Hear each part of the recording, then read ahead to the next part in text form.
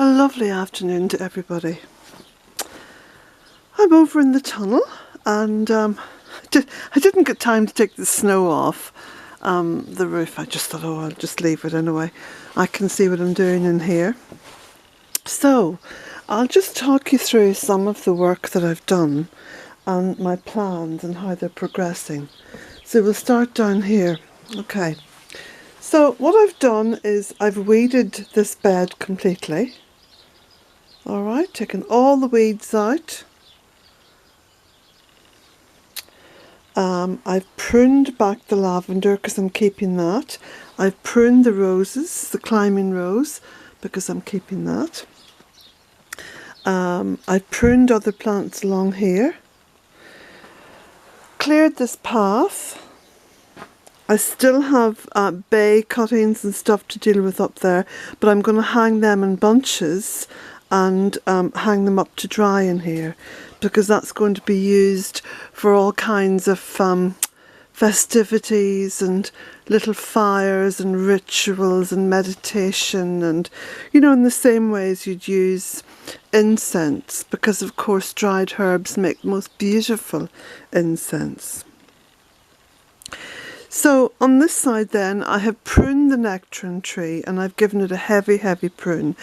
This wool that I tied round the break, because this whole thing had broken, look, and so the wool has kind of protected it and also has bound it back up because the whole thing had split. So I'm just leaving that on there because that's fine, and as you can see, it's not interfering at all with the budding. I've taken all the dead leaves off and like I say, pruned a lot of it. I've taken about 1/3 of the blossom off because each year there's too much blossom and then too much fruit, and it really stresses the tree out. Although it's a fine little tree, I mean, it really is a strong wee thing. As I was weeding down below, look what I found, some self-seeded parsley. Isn't that gorgeous? So I'm leaving that there. I've pruned back the lemon verbena, heavily pruned the sage on both sides. I'm coming up round here. I've taken the path out from that point. I've put up this trellis. I have to secure it yet. I've given the peach tree a really good prune. So I've taken that right down into like a lovely wine glass shape. Well, it's more like a champagne glass shape now, but I might do a little bit more pruning on that. I've heavily pruned the lavender and the habies. I pruned back the rosemary last week. That's already been done. Now, Jack is on the outside of the tunnel. So I've filled in this part of the path, and I've also banked lots of soil up round the peach tree because of course you know that the root was coming through there and had to be covered. So that's why I've put the trellis up there. The trellis I had outside, that trellis is about 12 or 13 years old, and it's been in various parts of the garden. I had it stood up against the wall of the barn and I thought it's on its last legs, but you know, it's going to work fine in here because it's not going to be exposed to the elements at all.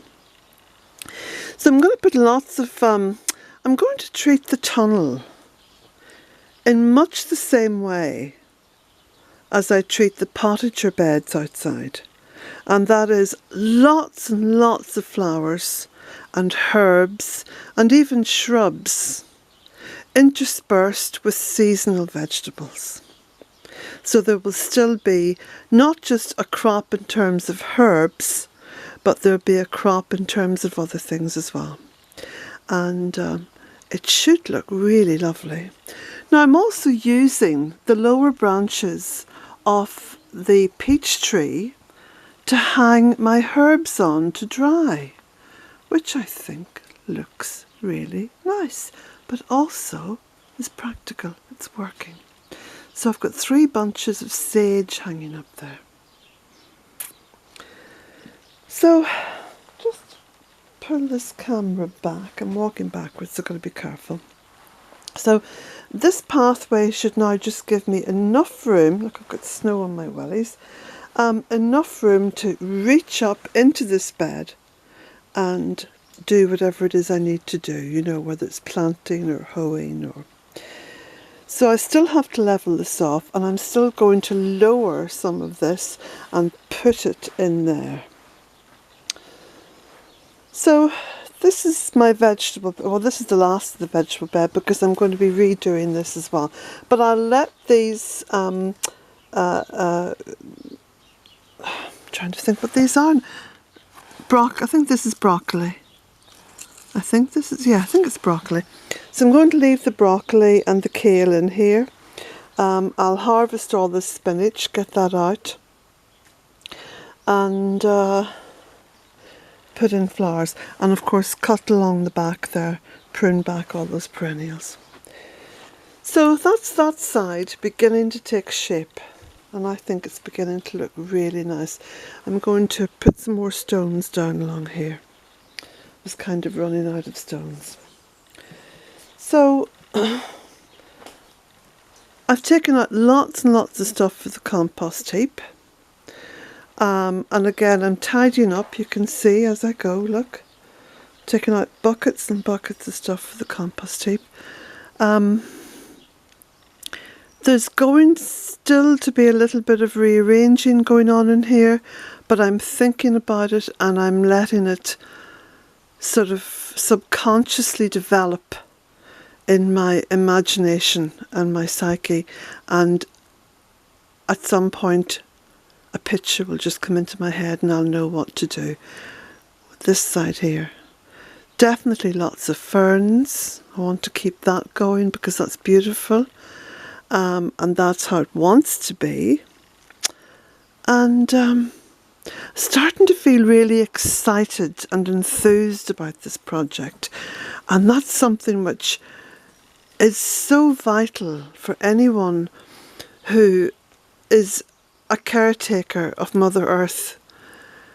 You know, sometimes just, especially at this time of the year, the hard slog of it can become just a sort of repetitive thing. And sometimes you just need to take a corner off the land or the garden, or in this case, you know, the polytunnel, and say, this isn't working.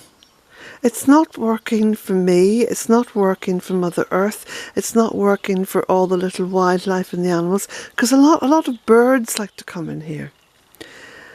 So let's make it work, and let's devise a new picture for it. Let's begin to conjure up and imagine a new picture. And from that picture then, things begin to develop and the enthusiasm creeps in. And of course the enthusiasm is one of the great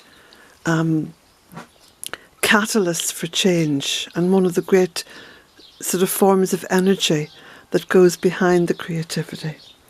Now, I'm looking at this corner here, because you see, I had this old doctor's chair, which came out of a doctor's surgery years ago, very comfortable by the way. I had that in this corner, and this corner has always been a bit of a problem area because there's been rushes and grass and, you know, it hasn't been used. I might turn this corner into a sort of a little grotto, because years and years and years ago I drove out to Romania and I came back. One of the things I brought back was this beautiful hand-carved from wood Madonna and Child. Now it's over on the veranda, I think. That would go beautiful here in this corner, because for me the Madonna and Child evokes a very strong sense of Mother Earth. It's a compassionate, beautiful, healing image, and it It speaks to me of the sacredness of woman and the sacredness of the divine feminine and the sacredness ultimately of Mother Earth. So I think this corner here would make a beautiful repository for that statue. Now that's just come to me now. So you see how this energy works? Now I think on either side of that little statue I'm going to put some nice shrub. I'm not sure what it's going to be, but anyway, I've already got this thought in my head now. It's beginning to develop. Now listen to the birds. The birds are all very happy because I've been out. I've put lots and lots of food out for them, and yeah, they're happy. And hear them? They're well fed, you see. There's nothing sadder than hungry creatures. Nothing. And there's a little robin come down to sing me a little song. Where is he? I must just put my... Oh, I see, yes. He's come down to sing a little song, to say yes, Colette, thank you for that food. And you're very welcome, little robin. Thank you for that song. What a beautiful song. What a beautiful song. There he is, he's gone now. And all the other little birds singing. So, I managed to get out. I got over to the post office and I posted off the books and the maps and the calendars. I'm still posting calendars. Thank you so very, very much, all of you who support Bealtaine Cottage. Thank you. And the sun is up there. It's just, I noticed as well today, earlier on today, when I was sat in the study, the sun was coming in through the window, and I thought, wow, the last time I saw the sun shining in on this room in that way was back at the beginning of November. So that was beautiful just to see that. Now, someone asked me in the comments on the previous video, what happens to all the buds on the trees when you get a heavy snowfall like this? Well, they're okay. Look, here's some of the buds. They don't mind too much. Little bit of snow.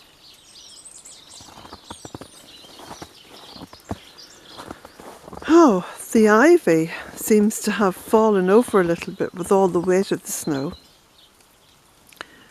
But we'll see how that springs back up when the snow disappears.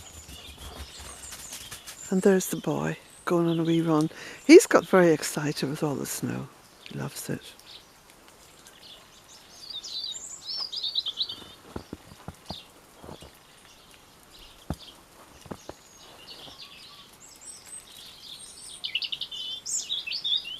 Hear the little robin again.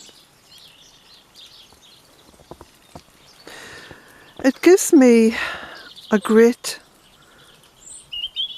sense of warmth and contentment on cold, cold days like this. Days that are so visibly cold. To come out and walk around and see little sanctuaries like underneath that laurel. See? It's quite dry and clear of snow. Like underneath this shrub, the same. And the rhubarb won't be too affected. That'll spring back.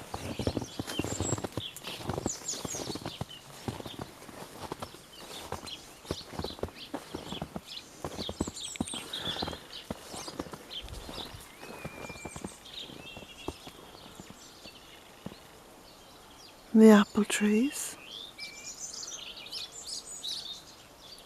So today's Wednesday and Friday is Immock.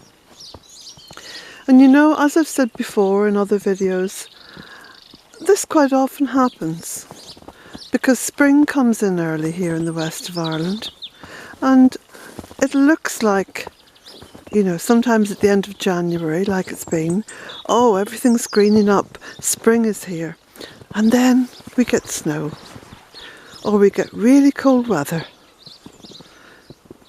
And people worry, oh, what's going to happen to the trees, the buds, the seeds coming up, the daffodils? Well, this is how it's always been. And nothing much happens. Everything comes back.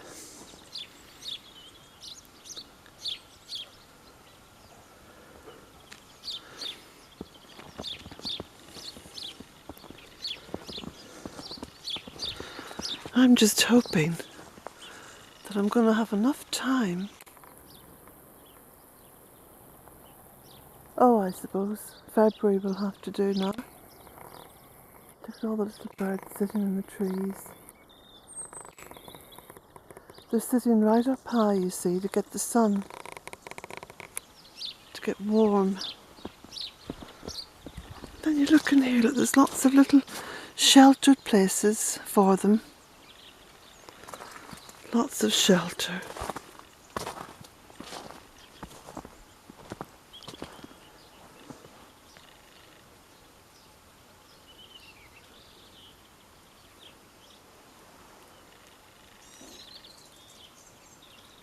The sky is very clear, which of course means it's going to be very cold.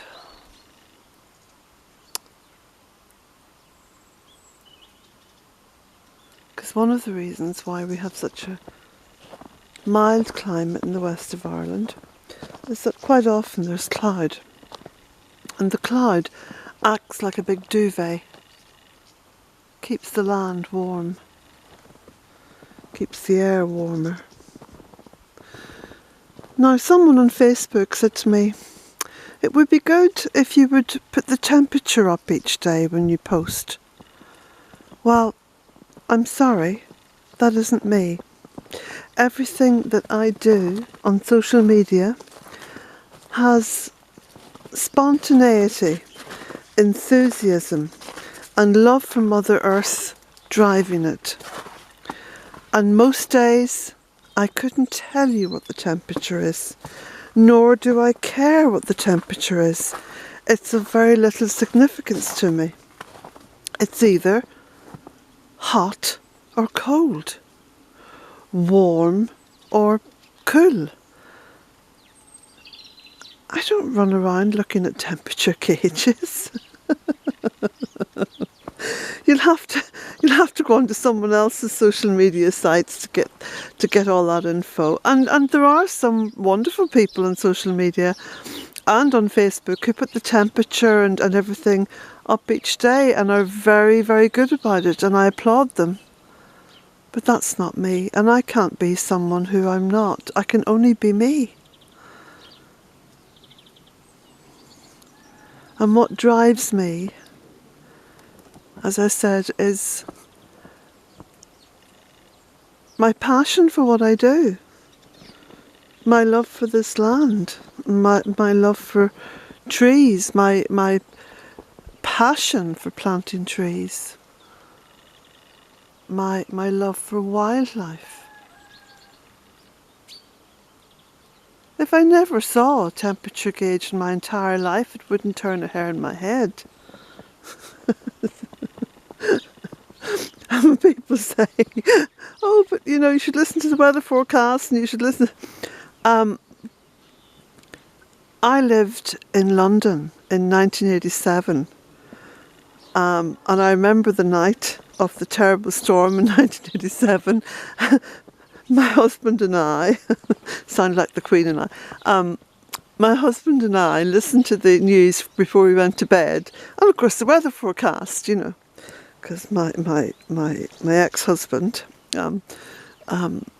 being terribly English and was very proper about these things, and I really thought well of him for it. loves playing cricket and stuff like that, but was very into, you know, and the temperature and what's, well, no, not so much the temperature, but the weather forecast. So anyway, it was okay, you know, nothing big happening, everything very normal, whatever. And no sooner were we in bed than this storm started. Now, if you're in any doubt as to what the storm was like, I suggest you put into the search engine Storm UK 1987 and you will find it. The BBC, the Meteorological Office, whoever and whatever, the powers that be, the suited and booted, the brave and the mighty, not one of them had any clue about the storm that was coming in. It was on its way. It was literally like a sort of hour or two away from London at that point. And it devastated London. Devastated Kew Gardens, I remember that. So no, I don't look at the temperature gauge unless it enters my mind to do so, and very rarely does it enter my mind. Now, I think I'll go in and make a cuppa. Jack says, well, what about me? Yes, what about you, Jack? I might be able to find you a cracker or something. So on that note, and on this beautiful evening, the sun's shining, the temperature's dropping. I can say that without looking at a thermometer. The birds sound okay. They sound happy enough. They'll get through another night.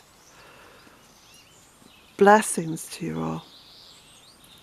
And thank each and every one of you who have purchased a book or a map or a calendar. The link is always below the video, should you wish to support the Bealtaine project in that way. Blessings to you all.